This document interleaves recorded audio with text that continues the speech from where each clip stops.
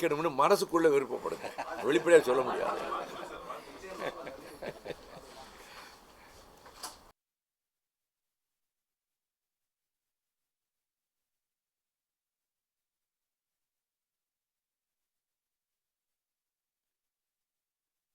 இது தெரிஞ்சதானேன்னு சொல்லி வராமல் இருக்காம வந்ததுக்கு நான் திரும்பவும் நன்றி தெரிவிக்கிறேன்.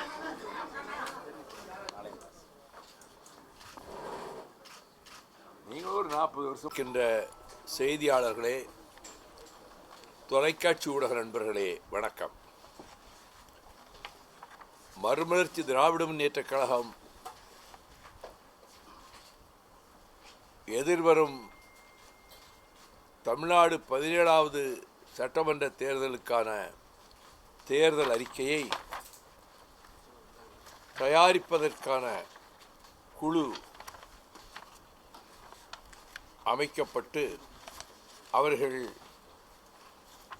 துணை பொதுச் செயலாளர் ராஜேந்திரன், கொள்கை விளக்க செயலாளர் வந்தியத்தேவன், சட்டத்துறை செயலாளர் சூரி நந்தகோபால், இலக்கியணி செயலாளர் காரை செல்வராஜ், தணிக்கைக்குழு உறுப்பினர் செந்தில் செல்வன், இளைஞரணி செயலாளர் ஆசை தம்பி ஆகியோர் ஏறத்தாழ ஒரு 3 வார காலம் அவர்கள் தமிழகத்தின் பல பகுதிகளிலே இருந்து எங்கள் இயக்கத்தோழர்கள் அனுப்பி வைத்த பரிந்துரைகளையும் பரிசீலனை செய்து இந்த 72 பக்கங்கள் கொண்ட தேர்தல் அறிக்கையை இன்றைக்கு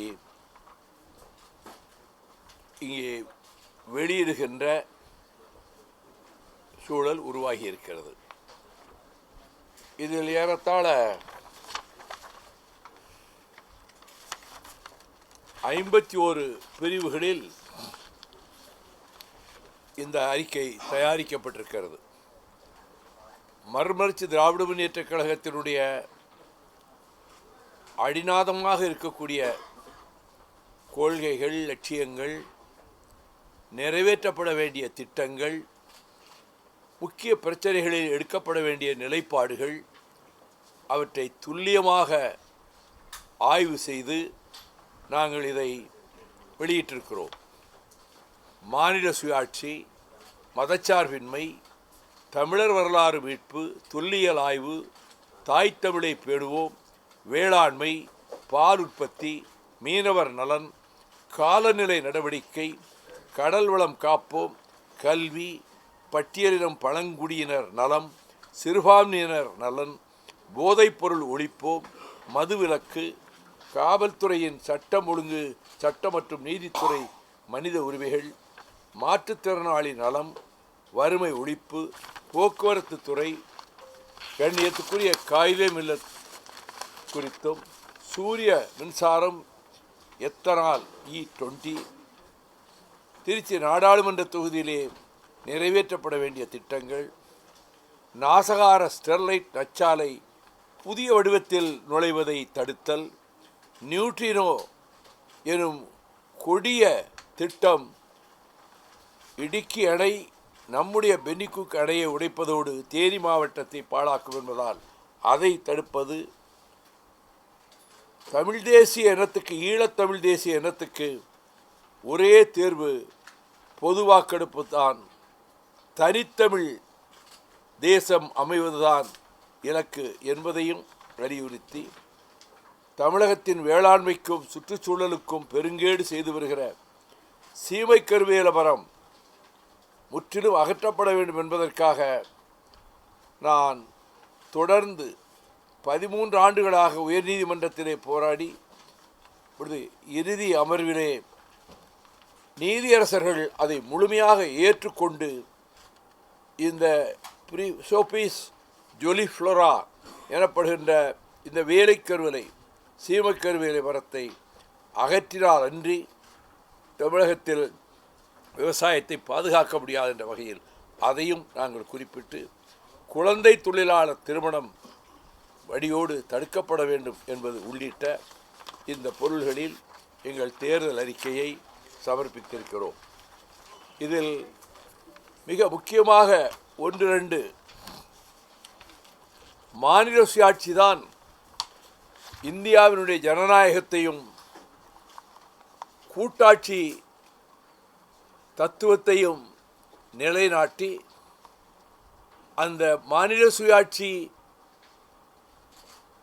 இந்தியாவினுடைய அனைத்து மாநிலங்களுக்கும் தேவை என்பதை வலியுறுத்தி அதை முன்னெடுத்து செல்வது, பிற மாநிலங்களும் அந்த கொள்கையை ஏற்றுக்கொள்கிற விதத்திலே நம் செயல்பாடுகளை அமைத்து கொள்வது, அந்தந்த முக்கியமான மாநிலங்களினுடைய முதல்வர்களை போய் நான் சந்தித்து இதனுடைய அவசியத்தையும் அவர்களிடத்திலே வலியுறுத்துவது என்பதோடு, அதனை ஒட்டியே ஆளுநர் பதவி என்பது அகற்றப்பட வேண்டிய ஒன்று என்பது பேரறிஞர் அண்ணா அவர்கள் இயக்கத்தின் தொடக்க காலத்திலேயே சொல்லி வந்தார்.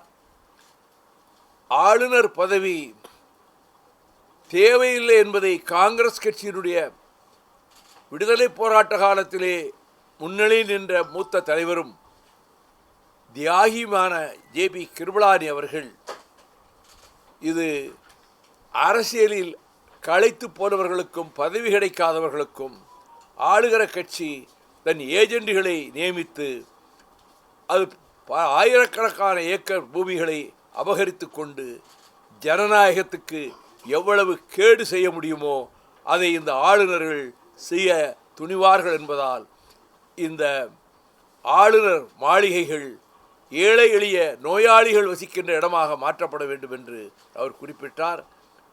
மாபெரும் தலைவர் கம்யூனிஸ்ட் தலைவர் பூபேஷ் குப்தா ராஜ்யசபாவிலே ஆளுநர் பதவி குறித்து கொண்டு வந்த மசோதாவில் நான் பங்கேற்று பேசியதோடு நான் தனிநபர் மசோதா அதற்காகவே தாக்கல் செய்தேன்.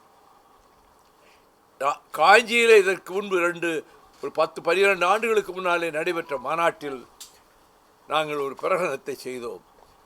Indian union, that is Bharat என்ற சொற்றொடர் அகற்றப்பட்டு யுனைடெட் ஸ்டேட்ஸ் ஆஃப் இந்தியா, எப்படி யுனைடெட் ஸ்டேட்ஸ் ஆஃப் அமெரிக்கா என்று இருக்கிறதோ அதை போல பெயர் மாற்றுவதுதான் இவர்களுக்கு சாதாரணமாகிவிட்டதே. மகாத்மா காந்தி பெயரே எடுத்து விட்டார்களே கிராமப்புற வேலைவாய்ப்பு திட்டத்தில். ஆகவே அவர்கள் இந்த பிரியாமலேயே மாற்றணும்னு நினைக்கிறாங்க. நாங்கள் எங்களுடைய ஸ்டாண்ட் என்னென்னா, இது பல தேசிய இனங்களை உள்ளடக்கிய உபகண்டம். இதில் ஒரு தேசிய இனம் கிடையாது, பல தேசிய இனங்கள் இருக்கின்றன. இதில் நாங்கள் அழுத்தமாக இருக்கிறோம். மார்க்சிய பார்வை கொண்டவர்களும் இதிலே அழுத்தமாக இருக்கிறார்கள்.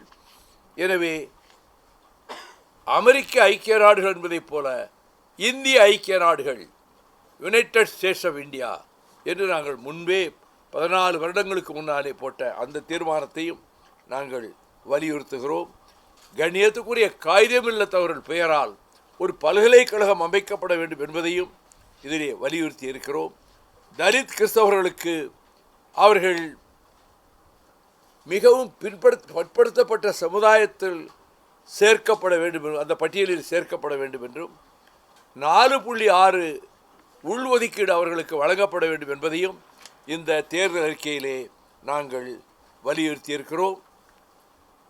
சூரிய ஒளி மின்சாரம் வறுமை கோட்டுக்கு கீழே உள்ளவர்களுக்கும் விவசாயிகளுக்கும் இலவச மின்சாரம் கொடுப்பதை தடுப்பதற்காக ஒன்றிய அரசு வஞ்சகமாக எடுக்கின்ற பல நடவடிக்கைகளுக்கு எப்படியோ ஒரு வகையில் உயர்நீதிமன்றமும் உடன்பட்டு போகின்ற சூழல் ஏற்பட்டிருப்பதால் சூரிய ஒளி மின்சாரம் மூலமாக வறுமை கோட்டுக்கு கீழே இருப்பவர்களுக்கு, குறிப்பாக விவசாயிகளுக்கு இலவச மின்சாரம் கொடுப்பதற்கு அரசு முயற்சி எடுக்க வேண்டும் என்பதையும் இந்த தேர்தல் அறிக்கையிலே நாங்கள் வலியுறுத்தி இருக்கிறோம்.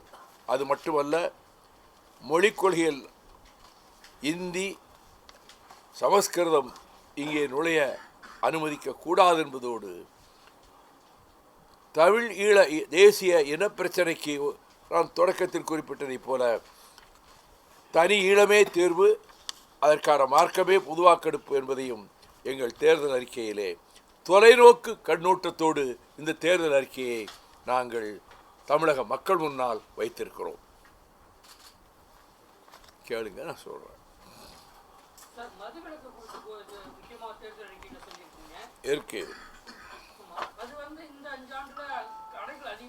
எங்கள் இலக்கு அதில் அழுத்தமாக இருக்கிறோம். அதை நடைமுறைப்பட வேண்டியது அரசின் கடமை. அதை நாங்கள் வலியுறுத்துவோம். தனியார் மையம் இருக்கக்கூடாதுன்றது உங்க தேர்தல் அறிக்கையில் இருக்கு. அரசு துறையில பல்வேறு இடங்கள்ல தனியார் மையத்துக்கு பணியாளர் மிக்சட் எக்கானமி, தனியார் துறை அறவே ஒழிக்க வேண்டும் என்று நாங்கள் சொல்லலை. சில இடங்களில் தனியார் துறை ஆக்கிரமிப்பாக இருக்கக்கூடிய இடங்களில் பொதுத்துறையை கொண்டு வரணுங்கிறத நாங்கள் கொள்கை ரீதியாக சொல்லியிருக்கோம். அரசு பணிகளையும் தனியார் துறை இருக்கக்கூடாது அப்படின்னு தனியார் மையம் அரசு பணியிலையும் இப்போ வந்து அவுட் சோர்சிங் நிறைய ஆள் எடுத்துக்கிட்டு அது கூடாதுங்கிறது என்னுடைய நிலைப்பாடு. அரசாங்கத்தில் வலியுறுத்துவோம்.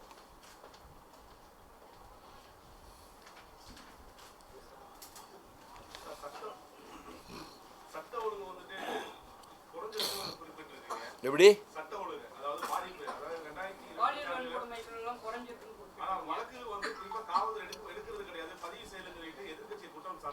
எதிர்கட்சிகள் அவங்களுக்கு தோணுதெல்லாம் குற்றம் சாட்டுவாங்க.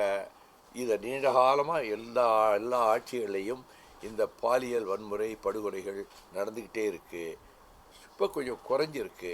உடனடி நடவடிக்கை எடுக்க முதலமைச்சர் மின்னல் வேகத்தில் காவல்துறையை இயக்கி விடுறாரு. சில இடங்களில் நடைபெற்ற இந்த பாலியல் ராசம் படுகொலையில் 48 மணி நேரத்துக்குள்ள குற்றவாளிகளை உடனடியாக கண்டுபிடிச்சு அவங்க கூண்டில் உடனே நிறுத்தியிருக்கிறாங்க. ஆக காவல்துறையை எங்கெங்கு அவர்கள் கடமை தவறுகிறார்களோ உடனடியாக முதல்வர் தலையிட்டு அவர்களை பணிவிடை நீக்கம் செய்துவிட்டு காவல்துறையை முடுக்கிவிட்டு கொண்டு தான் இருக்கிறார்.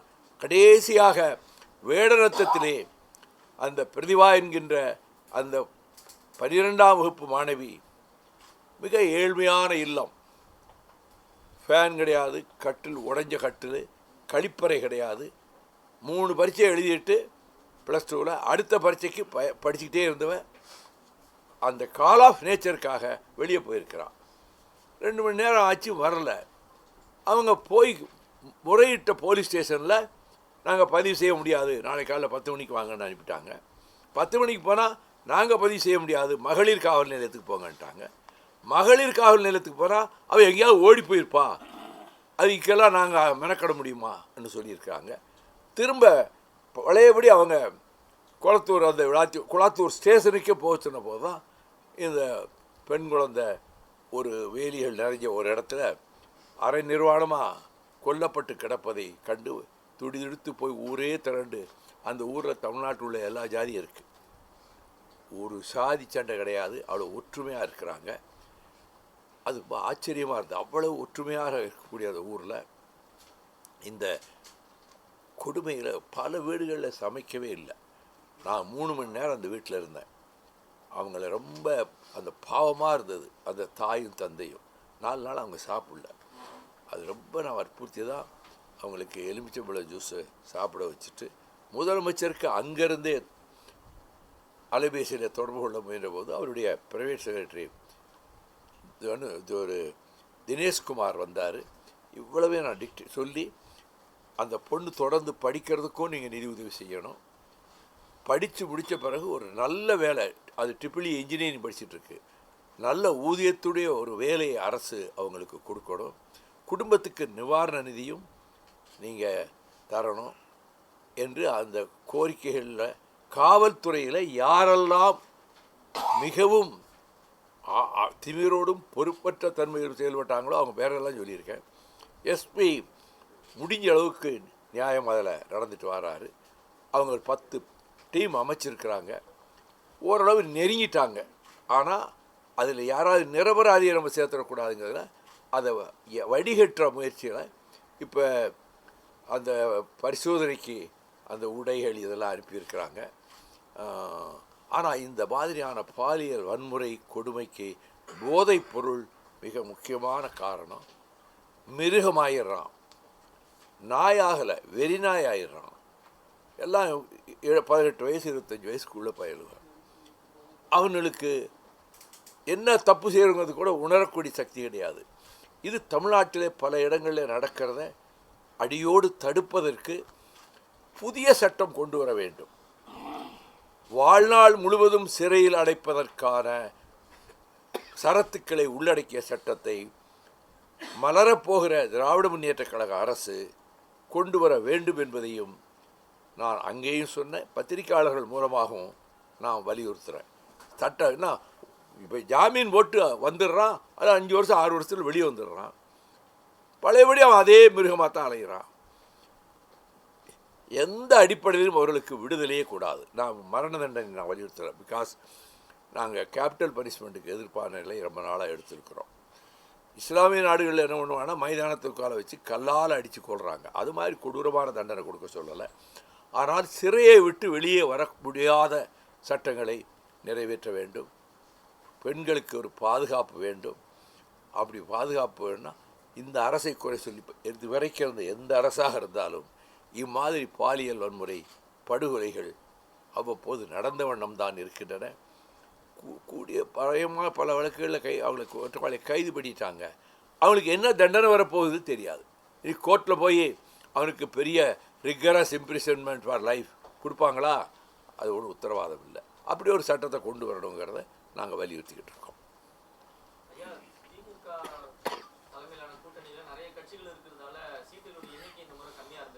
ஆமாம்,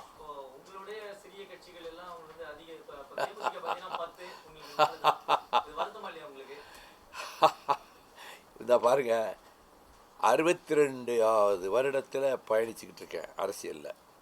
என் கூட இருக்கிறவங்க 32 வருஷமாக எந்த தோல்விகள் ஒரு சீட்டு கூட இல்லாமல் போன காலம் அது என்னோட உறுதியாக நிற்கிறாங்க. அவங்க இது மாதிரி நிறைய கட்சிகளோட கூட்டு வைக்க வேண்டியிருக்கு, பல நிர்பந்தங்கள் எங்களுக்கு இருக்குது. இந்த தடவை 4 நீங்கள் ஏற்றுக்கிடுங்கன்னு சொல்லும்போது நாங்கள் எங்கள் கோரிக்கையை சொன்னோம். இல்லை இந்த 4 தான் இந்த தடவை கொடுக்க வாய்ப்பாக இருக்குன்னாங்க. நான் கலைஞர்கிட்டே அவருடைய இறுதி நாட்களில் ஒரு வாக்கு கொடுத்துட்டேன். ஒரு காலத்தில் உங்களோடு இருந்தபோது அதில் பல அர்த்தம் இருக்குது. எல்லா காலத்திலும் அவரோட இல்லை. நான் ஒரு காலத்தில் உங்களுக்கு எப்படி பக்கபலமாக இருந்தேனோ அதுபோல் தம்பி ஸ்டாலினுக்கும் நான் பக்கபலமாக இருப்பேன்னு வாக்கு கொடுத்ததுனால தான் அந்த நிலையில், பேச முடியாத நிலையில் 2 கையை நீட்டி என் கையை பிடிச்சிக்கிட்டாரு. அதை நான் மறக்கலை. திராவிட இயக்கத்தை பாதுகாப்போன்னா நாங்கள் திராவிட இயக்கத்தினுடைய ஒரு ஸ்பியர் ஹெட், அதனுடைய லட்சியங்களை உறுதியான கான்சன்ட்ரேட்டட் திராவிடியன் மூமெண்ட் இஸ் மறுமலர்ச்சி திராவிட முன்னேற்ற கழகம்.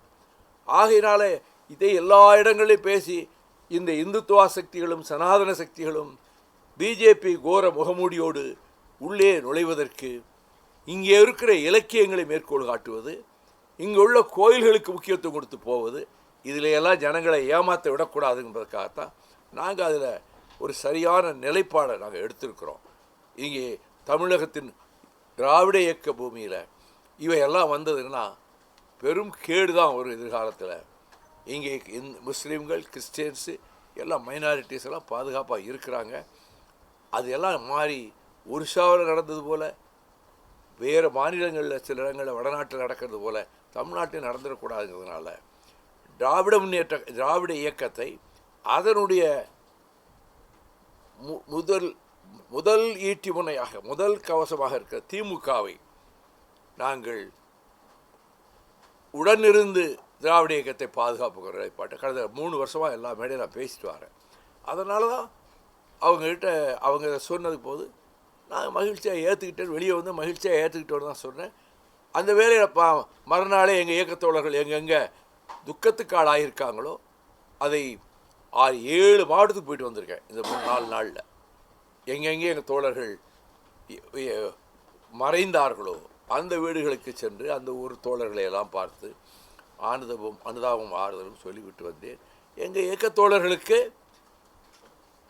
தலைமை ஒரு முடிவெடுத்தால் அதை ஏற்றுக்கொள்ளக்கூடிய மனப்பக்குவம் எங்கள் தோழர்களுக்கு இருக்குது. அதனால் இதை நாங்கள் ஒரு பொருட்டாக நினைக்கிறேன். இந்த சீட்டு குறைச்சிட்டாங்களான்னு நினைக்கிறேன்.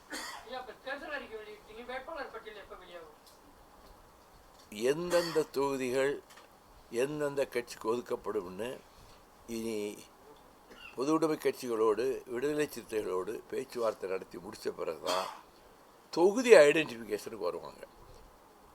எண்ணிக்கையை சொல்லிட்டாங்க. எந்தெந்த தொகுதிகள்ங்கிற அந்த கருத்து பரிமாற்றம் இதுக்கு பிறகு தான் நடக்கும். அப்பொழுது நாங்கள் எந்தெந்த தொகுதிகள் எங்களுக்கு வேணும்னு அந்த தொகுதிகளை அடையாளப்படுத்தி சொல்லுவோம். கேஸ் சிலிண்டர் தட்டுப்பாட்டுடைய விளைவு என்னாச்சுன்னா, நீங்கள் எல்லாம் அனுபவிச்சிருப்பீங்க. ஹோட்டலில் போய் சாப்பிட்டா அனுபவிச்சிருப்பீங்க. ஒரு ஹோட்டலில் வந்த பில்லை அங்கே தான் சொன்னேன். இட்லி 33 ரூபா 33 காசு, 2 வடை 33 ரூபா 33 காசு, கேஸ் 9 ரூபா 78 காசு. அந்த கேஸுங்கிறத எடுத்துட்டு மோடின்னு அதில் போடணும். ஏன்னா சாதாரண மக்களை பாதிக்குது. பல இடங்களில் ஹோட்டல்களை மூடிட்டாங்க. சின்ன ஹோட்டல் பாவம் அவங்களாம் மூடிட்டாங்க. இத்தனைக்கும் காரணம் அமெரிக்க வெள்ளை மாளிகையிலே உட்கார்ந்திருக்கின்ற அந்த பதவிக்கு சற்றும் அருகதையற்ற டொனால்டு ட்ரம்ப். நான் ஈரானில் உள்ள எல்லா மக்களையும் அழிச்சிருவேன்னு சொல்கிறேன். இதை ஹிட்லர் தான் சொல்லிட்டு இருந்தான். இப்போ reincarnation of Adolf Hitler is sitting in the white house of United States of America.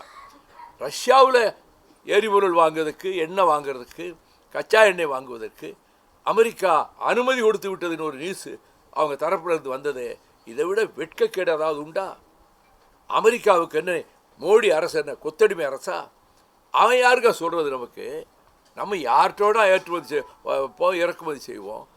ஆக அமெரிக்க அரசு நம்ம பல நேரங்களில் புண்படுத்துகிறாங்க கூட.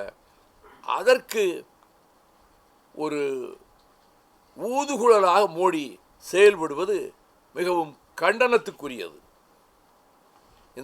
இந்த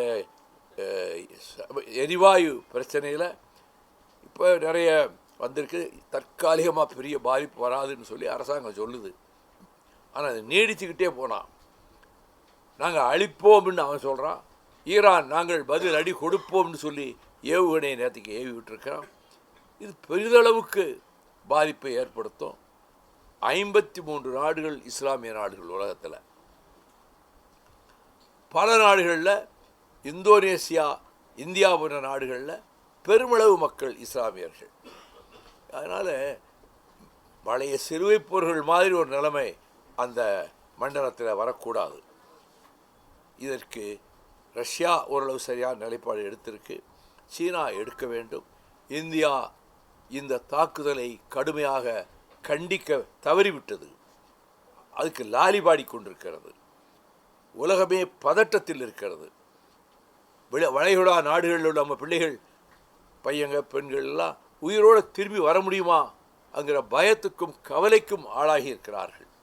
ஆக ஒரு வெறும் ஈரான் மீதான தாக்குதல் அல்ல, கோடிக்கணக்கான மக்களை பாதிக்கக்கூடிய விதத்தில் அமெரிக்கா எதேச்சாதிகாரமாக தன்னுடைய இராணுவ பலத்தை டெஸ்ட் பண்ணி பார்க்கலாம் அப்படின்னு வேலையில் இறங்கியிருக்கிறாங்க. வியட்நாமில் மூக்கறுபட்டது மறந்து போச்சு அமெரிக்க அரசுக்கு. சின்னஞ்சிறு வியட்நாம் அவங்களை எதிர்த்து நின்று கடைசியில் பின்வாங்கித்தார போகிறாங்க அமெரிக்கா. அதனால் இப்பொழுதும் அவர்கள் நினைப்பது போல ஈரானெல்லாம் அழிக்க முடியாது.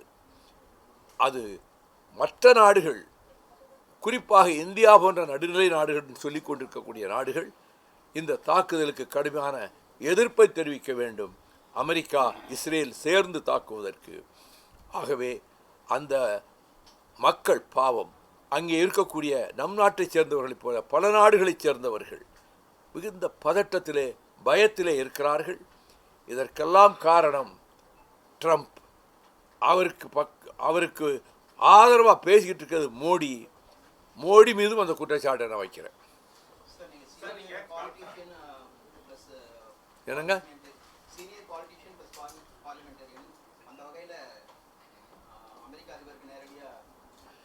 அமெரிக்க அதிபர்கிட்ட நான் ஃபோன் போட முடியாத. He doesn't deserve my letter.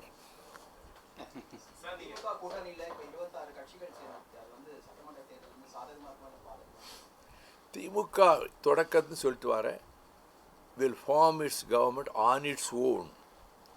திமுக பெறுகிற பெரும்பான்மை வைத்தே அவர்கள் ஆட்சி அமைப்பார்கள். அதனால் கூட்டணி மந்திரி சபை என்ற பேச்சுக்கு இடமே இல்லாமல் போகும். இது என்னுடைய கணிப்பு, என்னுடைய அனுமானம்.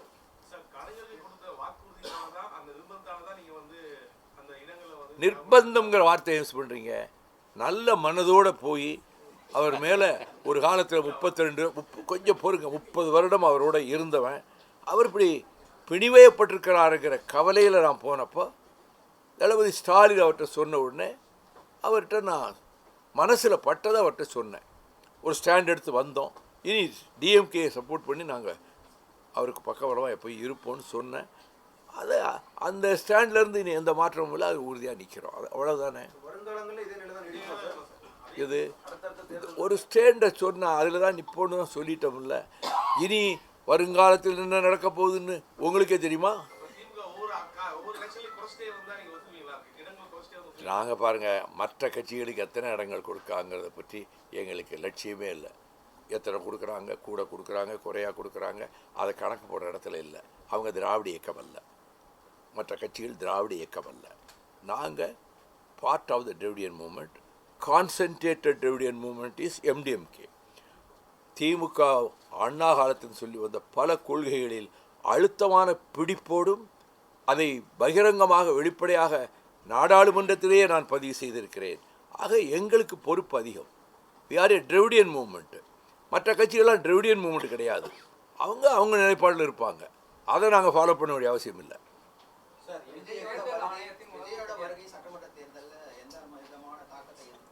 கேட்கல.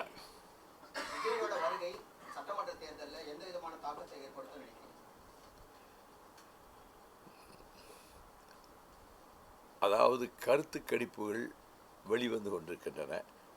இதற்கு முன்பு இப்படிப்பட்ட கருத்து கணிப்புகள் ரிசல்ட் வரும்போது பொய்யாக போயிருக்கின்றன.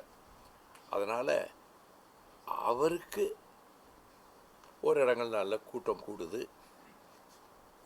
அவர் எப்படி பேசுகிறார், என்ன பேசுகிறார், எப்படி செயல்படுகிறார் என்று நான் விமர்சிக்க தயாராக இல்லை. உங்கள் அனைவருக்கும், நாட்டிலே நடுநிலையோடு சிந்திப்பவர்களுக்கும் தெரிந்த விஷயத்தை நான் இங்கே பகிரங்கப்படுத்த விரும்பவில்லை.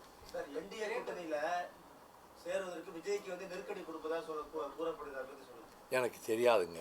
திரைமறைவில் நடப்பதையெல்லாம் என்னால் ஊடுருவி பார்க்க முடியாது. அங்கே என்ன நடக்குதுன்னு எனக்கு தெரியாது.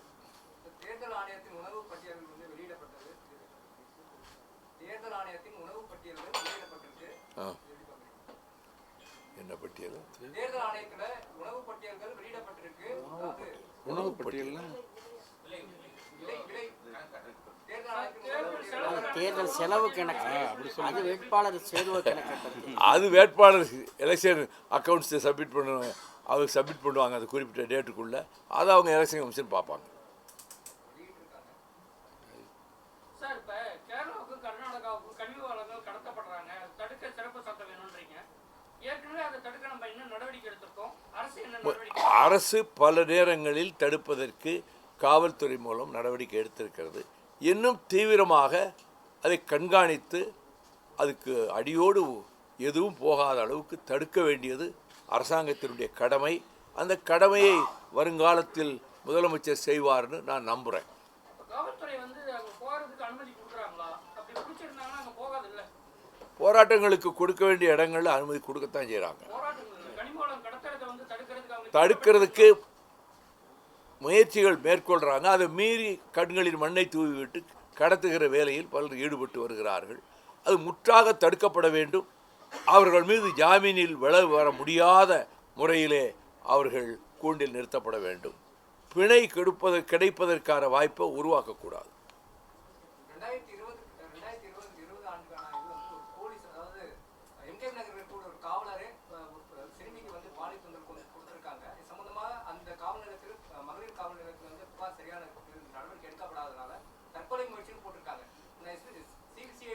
அந்த வழக்கு வந்து சென்னை உயர்நீதிமன்றம் மூலமா சிபிசிஐடி மூலமா உடனடியாக வந்து அந்த வழக்குகள் எல்லாம் சேகரித்து மகிழா அள்ளிக்குளம் நீதிமன்றத்தில் வந்து நேற்று வந்து தீர்ப்பு கொடுத்துருக்காங்க. அந்த சம்மந்தப்பட்ட போலீசார் மீது, முன்னாள் போலீசார் மீது கடுங்காவல், அதாவது கடுங்காவல் தண்டனை கொடுத்துருக்காங்க. ஒரு லட்ச ரூபா அபராதமும் கொடுக்கப்பட்டிருக்கு. சரியாக தானே செஞ்சுருக்காங்க. போலீசார் சரியான விசாரணை இல்லாத பட்சத்தில் அதனால தான் அரசாங்கம் இந்த நடவடிக்கை எடுத்திருக்கு.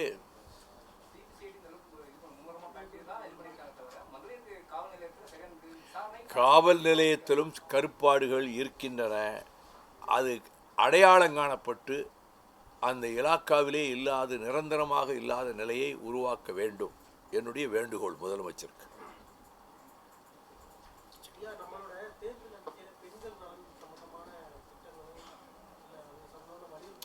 பெண்கள் நலன்னு நாங்கள் ரொம்ப அக்கறை உள்ளவங்க. நாட்டில் தன்மானம், கற்பு, ஒழுக்கம் வளரும் தலைமுறையிட்ட பாதுகாக்கப்பட போதிக்கப்பட வேண்டும். ரொம்ப பத்திரமாக இருக்கணும். அங்கிறதுல நாங்கள் ரொம்ப கவலையோடு இருக்கிறோம். இளம் கல்லூரி மாணவிகள் மட்டத்தில் அந்த பெற்றோர்கள் ரொம்ப கவனம் செலுத்தணும். படிக்க அனுப்பிட்டோம், ஹாஸ்டல் போயிடுச்சு, அதோட வேலை முடிஞ்சதுன்னு இருக்காங்க. அந்த வளரும் தலைமுறை பெண்களிடம் தமிழகத்தில் காலங்காலமாக பாதுகாக்கப்பட்டு காப்பாற்றப்பட்டு வந்திருக்கக்கூடிய ஒழுக்க நெறிகளை அவர்கள் மனதில் பதிகிற வண்ணத்தில் அங்குள்ள கல்லூரியினுடைய பேராசிரியர்கள், விரிவுரையாளர்கள், பொது மேடைகளிலே போய் கருத்துக்களை பேசுகிறவர்கள், கல்லூரிகளிலே போய் பேசுகிறவர்கள் இதை அழுத்தமாக அவர்கள் மனதில் பதியும் வண்ணம் எடுத்து சொல்ல வேண்டும். இந்த பிரச்சனை குறித்து என் மனதில் மிகுந்த கவலை மூண்டிருக்கிறது. இன்றைய வளர்கிற இளம் தலைமுறையினரிடம் அவர்கள் எந்த நெறிகளிலே அவர்கள் அழுத்தமாக இருக்க வேண்டுமோ அது சற்று பலகீனமடைந்து வருகிறதோ அங்கிற சந்தேகம் சமீப காலங்களிலே சில இடங்களிலே கூடுகிற கூட்டங்களை பார்க்கிற போது எனக்கு ஏற்படுகிறது.